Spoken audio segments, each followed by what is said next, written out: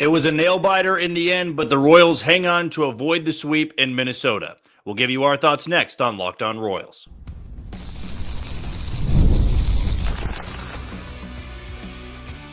You are Locked On Royals, your daily Kansas City Royals podcast. Part of the Locked On Podcast Network, your team every day. We are back with a very special Sunday edition of Locked On Royals and the Locked On Podcast Network. I'm your host, Jack Johnson, and you can always find me on Twitter or X at JohnnyJ_15. That's at JOHNYJ_15. And you can also check us out on wherever you get podcasts, Spotify, Apple Podcasts, Amazon Music, Google Podcast, Odyssey, and YouTube. Just be sure to hit the follow button and subscribe. Now, we are going to be telling you about a special giveaway a little bit later on in the show. They're not our title sponsor, none of those to report today, but we do have a lot to dive into, ranging from today's win at Target Field to what happened in Salt Lake with the Omaha Storm Chasers, and take a look ahead to tomorrow, Tuesday, and Wednesday for a series preview for the Cincinnati Reds. But let's kick things off here talking about a very thrilling, maybe if you're into pitchers duels, but a thrilling Sunday victory for the Royals. Early on, it was seeming like more of the same. Not so much from the pitching staff. I mean, Kris Bubic, 2 batters into the game, is down 1-0. And you feel like maybe this is the game, this is the series where just nothing goes right for you. Even when you have your best starter stats-wise, or maybe you're some of the people out there that believe Kris Bubic just flat out is the best pitcher on this team, but you got him on the bump. You got Bailey Ober opposite of him, somebody the Royals have had a lot of success against in his career, and it's lining up for you to win. But 2 batters into the bottom of the first, you're going, well, maybe it's just one of those series where it's going to be incredibly frustrating. You wipe the slate clean, you go back home, and you try to take care of business against the Cincinnati Reds and the Detroit Tigers. But credit where credit's due, and this has been a reoccurring theme with Kris Bubic. Whenever he maybe gets tagged for a run, where he makes a mistake in an inning, man, can he button back up. Man, can he settle in and get into a groove. And today wasn't just a groove. I mean, what he was able to do after the first 2 batters was extraordinary. And if he didn't have a chance to catch the game, and you're just listening to this recap, well, he didn't allow a hit after that RBI single from Ty France. He did walk 2 guys, but he proceeded to get 21 outs and not give up a single hit. And honestly, the leadoff double by Jeffers, it was a late swing, a good swing, but it's not that he absolutely crushed it and it was a terrible pitch from Bubic. And, it was just one of those things where a good hitter put a good swing on a pitch and was late on it, but it was inside the line. It was a fair ball down into the right field corner. And Ty France did what Ty France has done his entire career against the Royals. I will never be able to truly figure out why that's the case. Ty France is a successful big leaguer. I think anybody that's in the big leagues, as long as he's been, you are a successful big leaguer. But you look at the numbers against other teams and what he does against the Royals, it's absurd. The highest career average against the Royals among anybody in baseball right now, or any other player in baseball, higher than Mookie Betts, higher than Shohei Ohtani, higher than Luis Ariz.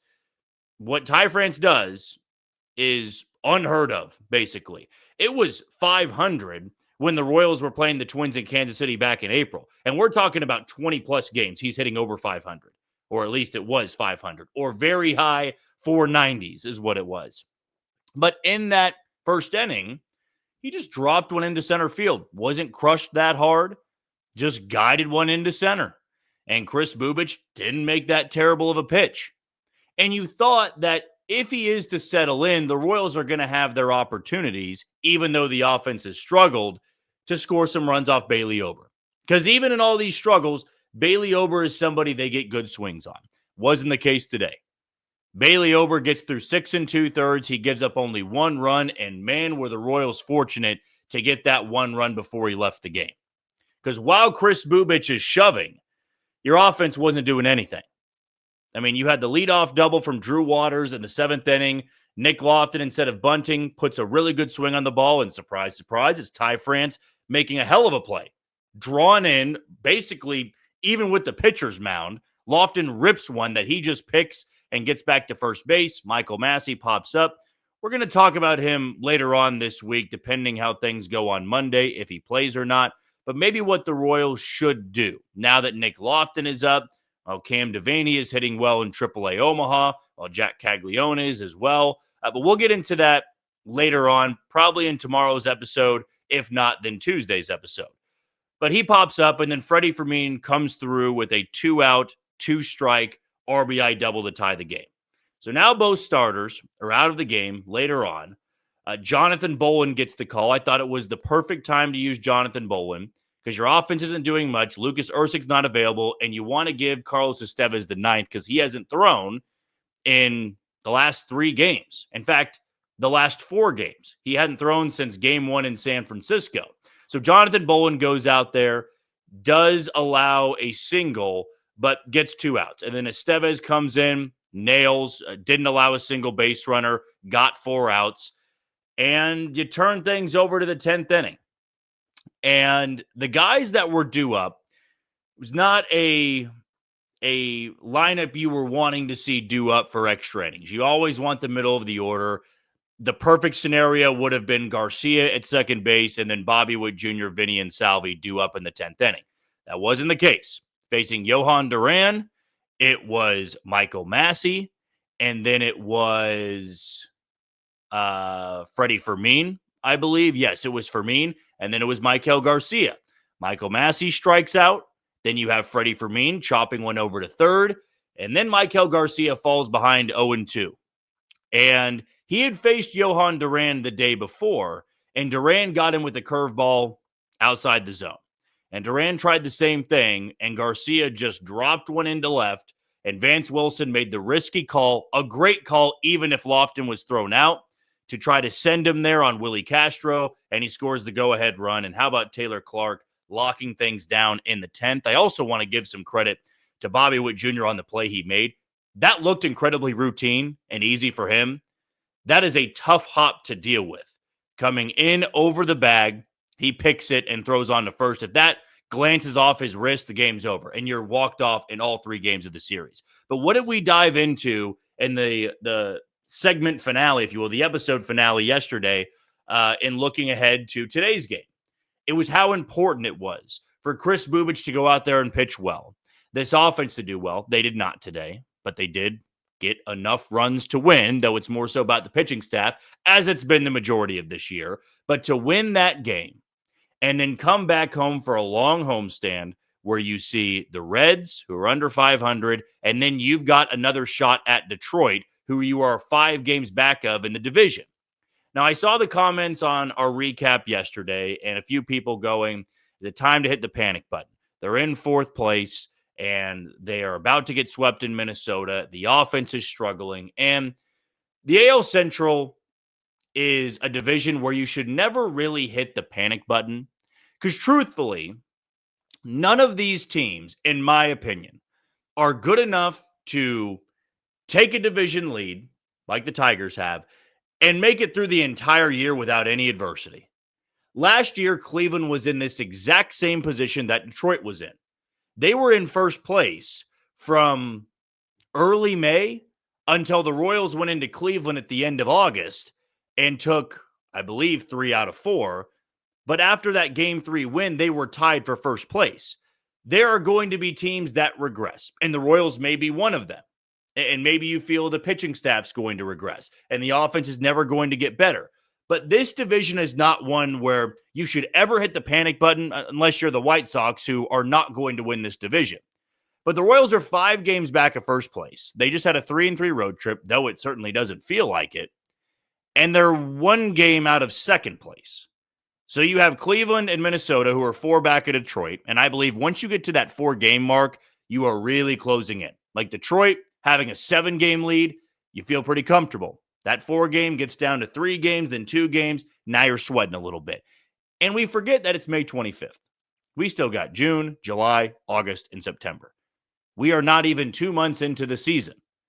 And whether this Royals team makes the postseason or not, now is not the time to hit the panic button. I'm not going to say that because they won today.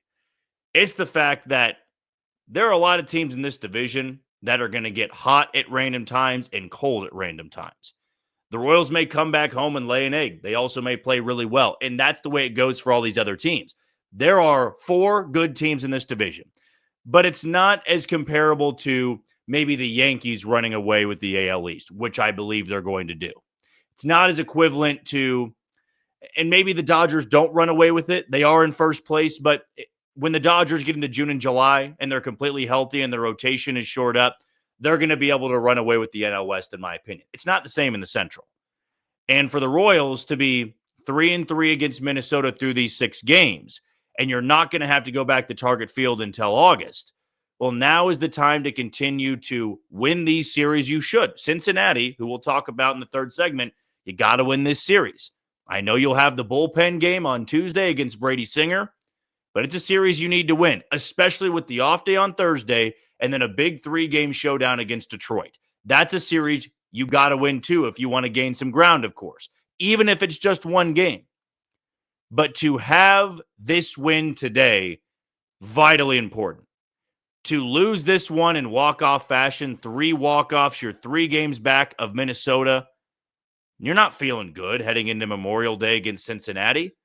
But the fact you won that game, maybe an emotional game, it can get that momentum coming back home, and you can start things off again with this homestand beginning on Monday, a 3:10 first pitch against the Cincinnati Reds. Michael Lorenzen will get the ball in game 1 going up against his former team, and it will be Nick Martinez going for the Reds. And the Reds had quite an entertaining series with the Cubs. We'll dive into this a little bit more in the final segment, but man, it was a shootout today at Great American Ballpark, and I want to say that the Cubs managed to hang on to win that one after losing last night's game. But the final in that game was 11-8 Chicago. They had a 3-run 7th, a 4-run 8th, so Cincinnati dealing with some bullpen issues there, but should be a fun series lined up at Kauffman Stadium and should have some pretty good crowds that we will see beginning tomorrow. Okay, let's take our first break of the show. When we come back, I know that I try to stay away as much as I can when talking about Jac Caglianone, mainly because he's not on the big league roster yet. But what he's done in his first series in AAA, what he did last night, what he did today, he is too big of a story not to talk about. So some Jac Caglianone talk coming up next on Locked On Royals. You are tuned into Locked On Royals and the Locked On Podcast Network. I'm your host, Jack Johnson, and you can find me on Twitter or X at JohnnyJ_15. Earlier this afternoon, while the Royals were playing in Minnesota, Jac Caglianone and the Omaha Storm Chasers were wrapping up a 6-game series against the Bees of Salt Lake City. And Salt Lake, by the way, if you've never been to this stadium, it's stunning. If you've never been, go to Google Images and take a good look at that ballpark. Mountains in the background, you know about the elevation there. Not as comparable to Coors Field, but the ball does fly there. And Salt Lake City's rotation, their pitching staff in general, has been poor this year. They are second worst when it comes to ERA in the entire league. And that was a good matchup for Jac Caglianone to make his AAA debut. A fun ballpark and a bad pitching staff to get your feet wet. And so we do have to take that into account, that he wasn't maybe facing the best of the best. He was facing some former big leaguers. He saw Dakota Hudson, got his first home run off of him. That's also who Bobby Witt Jr. had his first big league home run off of when Hudson was pitching for the St. Louis Cardinals. But 5 home runs in his first AAA series. And now the Storm Chasers will head back home. I want to say they're doing a free ticket giveaway for his debut at Werner Park. He is the biggest story in minor league baseball. You've got the Major League Baseball account and MLB on Fox tweeting about him and what he's doing in AAA. And when it came to Kurtz with the Athletics, who's now a league average hitter for Sacramento, Oakland, or Oaklamento, as the Giants broadcast like to call him right before the Royals got to town. Kurtz is still hitting well despite the Athletics' 11-game losing streak. And he went through his early struggles, but now you're starting to see the power. He's OPSing at a much more respectable number. And I'm going to go back to something I said when Kurtz was called up.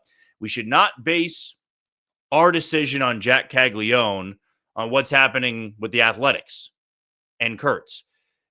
You don't want to evaluate a totally different player in a different organization and base that on what you're going to do with your player.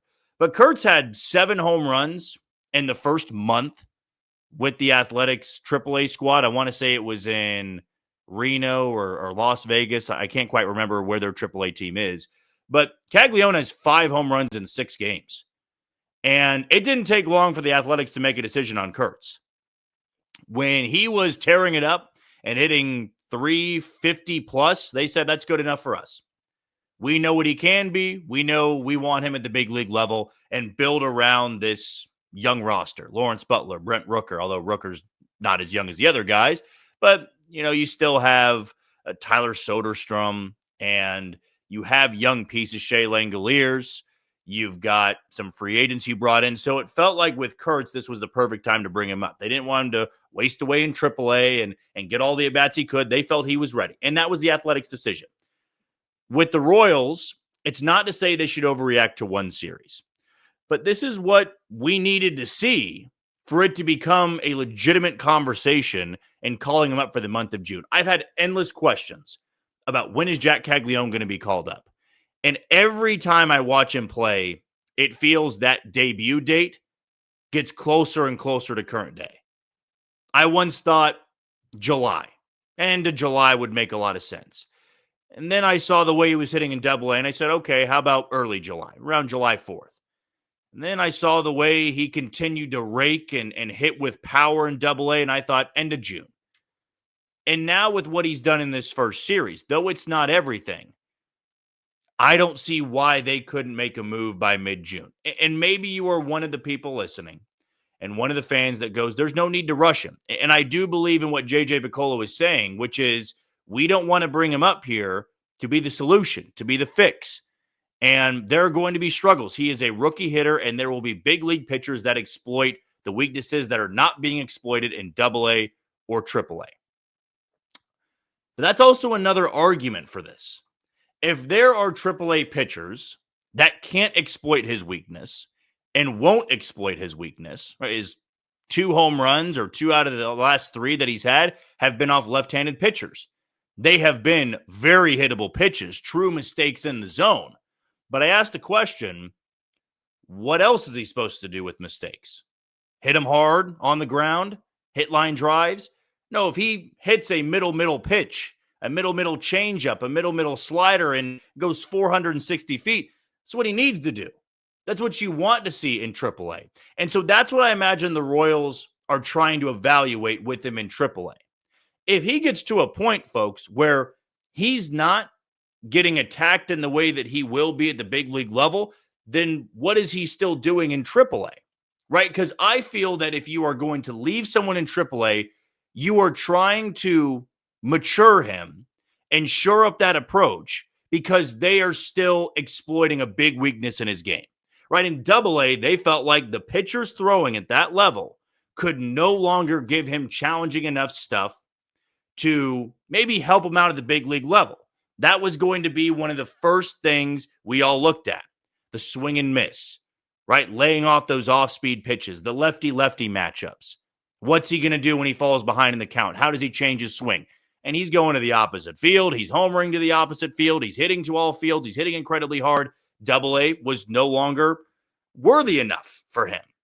And in these first 6 games in AAA, you can make a case that it's not that worthy for him. And if he's seeing these pitches and these mistakes, because I have seen people go, well, he's not going to see pitches like that at the big league level. He's not going to have a mistake, an 89-mile-an-hour slider that's just dead middle of the zone. He's not going to see that at the big league level. Well, then why is he in AAA? If he's not getting good pitching, like certainly have him hit for more than 6 games. That's not what I'm trying to get at here. But if you get to the 30-game mark in AAA and he's hitting 340 and he's got 10 home runs, right, that's 25 more games, and he already hit 5 and 6. He could hit 5 more home runs in 25 games. 10 home runs, OPSing 1,000. What more are you wanting to see other than you've got this fear that he might fail at the big league level? I'm going to leave this up to the front office, which was always going to be the case. But if they feel he's ready and they call him up in June, they clearly have this belief that there's nothing more he can gain in AAA. And if he's facing these 4A guys and players that are still trying to hang on and they're leaving him middle pitches, well, he's not going to get it back in AA. And the AAA arms aren't going to be as talented in the big leagues. And that's always going to be the case. He's not going to see the best of the best in AAA. He's going to see that at the big league level. It certainly is not about confidence. He's got to be as confident as anybody in AAA right now after hitting some of the balls he hit against Salt Lake. And the Royals clearly have offensive struggles at the big league level. And the perfect time to call him up will be when this offense has about a week to 2 week stretch where they're clicking. And you can see guys start to heat up. Vinny Pasquantino is heating up. He had a great series in Minnesota. And he had a pretty good series against San Francisco. And now he's hitting over 300 in the last 17 to 20 games. Well over 300, if I'm not mistaken. Maikel Garcia continues to hit. Bobby Witt Jr. is going to be just fine. Kyle Isbell, hopefully once he can shake this illness bug that's been going around the Royals clubhouse, it's a fine 9-hole hitter. Maybe Nick Lofton can give them a spark. Maybe Cam Devaney down the road. And I do imagine Cam Devaney would get a shot before Jac Caglianone, mainly to replace Kevin Biggio on the roster. That's just a take I have right now. But if you can have that perfect meet, if you will, Royals offense is playing better, Jac Caglianone is hitting, now's the time to call him up to be your middle-of-the-order bat until you get to the deadline and you can add another bat to this group. But to me, there are just so many teams around baseball that don't need 60 to 70 games in AAA from your top prospect. If I was to make an honest opinion or form a take right now, I don't believe they're going to need to see more than 30 games if he is hitting over 300. If you get to the 30-game mark and he's hitting over 300 and the power's there and he's hitting the ball as hard as he's been all season long, I don't see what you need out of 10 more games. And I know that 60 total games or 65 minor league games this year doesn't seem like a lot, but go around baseball at these college hitters that get promoted quickly and see how they're faring. For the fan mindset, maybe you need to see how some of these guys are doing at the big league level. You've got the kid in right field in Houston, Cam Smith, right, who early on in the season didn't struggle too much, but you're going to have those ups and downs anyway. Whether they call Jac Caglianone up now or they call him up in July, there's going to be the ups and downs. That's a rookie hitter for you. Bobby Witt Jr. went through the same thing. So you can't expect him to come up and hit 350 and lead the team in home runs by the end of the year. But he is going to be an upgrade over what they have in certain spots of this lineup. That's at least my take on it. If you disagree, if you agree, if you've got a take of when Jac Caglianone's going to get called up, let us know in the YouTube comments below. We'll take our final break of the episode. When we come back, let's dive into our series preview for the Cincinnati Reds. That's coming up on Locked On Royals. You are tuned into Locked On Royals and the Locked On Podcast Network. I'm your host, Jack Johnson, and you can find me on Twitter or X at JohnnyJ_15. With Father's Day coming up, I do have a fun Father's Day gift for some of you out there. And it is this giveaway bat that Nyko Sports does have, or I should say you should check on the link. It's not technically a giveaway. There's only 1,000 of them, so it's a limited edition type bat, but lots of cool stuff on it. Because if you can remember the magic of 1985, the glory of 2015, or the roar of Kauffman on a postseason night, this one's for you. To honor Kansas City's 2 World Series championships, Nyko Sports has released a limited edition, full-size collectible bat celebrating both legendary runs from George Brett to Salvador Perez. Again, only 1,000 of these bats will ever be made, each one individually numbered, officially licensed, and packed with stats, dates, and names that defined Royals greatness. Brett Saberhagen, Alex Gordon, Eric Hosmer, Mike Moustakas, and so many more.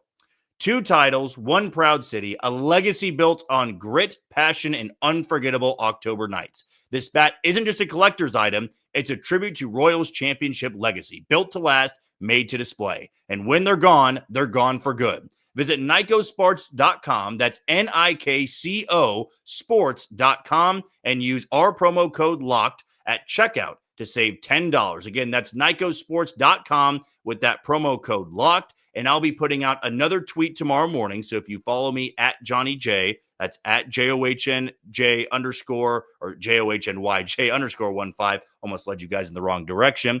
But I'll be putting out a tweet tomorrow morning. You'll have a picture of the bat. There will be the link there. You would click on that link, go check out the bat, see if you like it, and use that promo code. Always fun to use promo codes to get $10 off and get your dad a fun Father's Day gift. All you Royals fans out there, I believe, will really like it.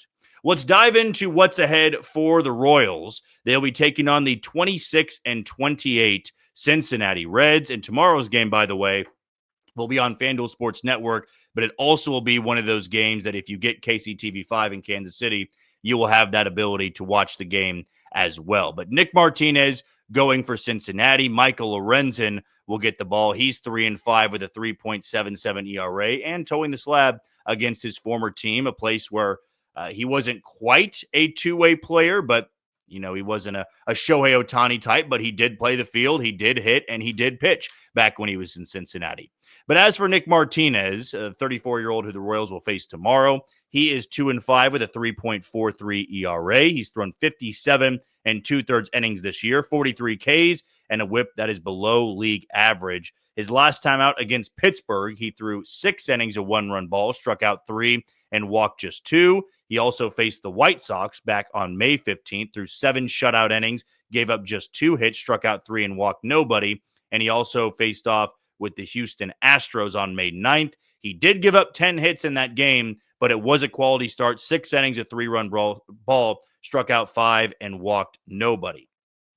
So that will be the first starter the Royals get to see tomorrow afternoon, the first pitch of 3:10 p.m. Central Time. Some of the guys that have faced Nick Martinez in his career, Mark Canha is hitting 364 in 11 at-bats against Nick Martinez. Also, Salvador Perez has 7 at-bats against him in his career. He's OPSing at 715. Bobby Witt Jr. has 4 at-bats against him. I want to say they faced Martinez last season at Great American Ballpark. Bobby Witt Jr. did homer off of him. He's OPSing 2,000 against Martinez. And also you have Kyle Isbell, who is OPSing 1,002 at-bats against Martinez. As for Lorenzen, a lot of success against the guys in the lineup. He is perfect against Elly De La Cruz. He does not have a hit in 6 at-bats. Also, you have Espinal, who's not had a hit in 5 at-bats. You have Spencer Steer, who does not have a hit in 4 at-bats. In fact, the only 2 guys facing Lorenzen tomorrow, or who might face Lorenzen, would be Tyler Stevenson, who is hitting 405 at-bats, and then you would have Will Benson, who does have 1 hit in 5 at-bats against Michael Lorenzen. As for Game 2, what do you know? It'll be the return of Brady Singer to Kauffman Stadium. First pitch for that game will be at 6:40. This will likely be another bullpen game for the Royals, unless they were to bring up somebody to be that spot starter, maybe Luander Avila, or it will just be Daniel Lynch throwing again, and they'll go from there. Might depend on how deep Michael Lorenzen works into the game and what relievers they will use tomorrow night. Hopefully Lorenzen shoves, and the Royals have a big lead late in the game. But as for Brady Singer, it has been rough for him. Over the last 7 starts, he's got a 5.71 ERA. He did get through 5 innings last time out against the Pirates, gave up 2 runs, walked 4 and struck out 3. He's starting to struggle with command a little bit against Cleveland. He went 5 innings again, gave up 3 earned runs, walked 3, and struck out just 4. He had a really, really bad start against Houston, and that was one in which the Astros gave up 10 in the first inning. So when Brady Singer got the ball in the bottom of the first at Minute Maid Park, he had a 10-0 lead, a 10-run cushion, and yet he only makes it through 2 1/3, gives up 7 earned runs on 9 hits, walked 1, and struck out 1. So it has been rougher of late. He's got a 4.88 ERA on the season, 51 2/3 innings pitched, 46 strikeouts, and a whip that is slightly above league average. As we know, Brady Singer has never faced the Royals in his career, and since we don't know who's starting for the Royals on Tuesday night, can't really give you any breakdown of the matchups there. And as for Wednesday, this should be a fun one between 2 young arms. First pitch at 6:40. Hunter Green will be throwing for Cincinnati. He is 4-2 with a 2.54 ERA, an absolute fireballer, one of the hardest throwers in the league, and was a top prospect for so long in Cincinnati. And then you got Noah Cameron, who was just dazzled in all 3 starts of his big league career. That 0.93 ERA is what stands out to everybody. But as for Hunter Green, because I'm sure you want to know a little bit more about him, that 2.54 ERA is about what he's been over the last 7 starts, just a 2.63 ERA. He did give up 2 runs in 4 innings against the Cubs last time out and only went 3 innings against Atlanta, though I do believe that game had a bit of a delay, if I'm not mistaken. But his last time where he had a full quality start was May 2nd against the Nationals. That was 6 innings of 1-run balls, struck out 12 and walked just 2. So he gets a lot of strikeouts. He throws incredibly hard. Again, 63 strikeouts on the year. His whip is well below 1, 0.85, and would be considered the ace of the Reds pitching staff. But the Royals will counter with Noah Cameron, who also went up against an ace of the Minnesota Twins staff and Pablo Lopez last time out and threw 7 dazzling innings. So those are the 3 matchups for this week. The Royals will have an off day on Thursday, and then they will welcome the first place Detroit Tigers on Friday, Saturday, and Sunday. Well, that'll do it for another edition of Locked On Royals and the Locked On Podcast Network. I have been your host, Jack Johnson. Thank you for making Locked On Royals your first listen today. For your second, check out the all-new Locked On MLB Game Night. Every game, every night, all season long. Get local analysis on a national scale and find MLB Game Night on Locked On MLB on YouTube or wherever you listen to your podcast. Tomorrow, we'll break down what happened in Game 1 and dive a little bit more into the struggles of Michael Massey. But until then, you take it easy, Kansas City.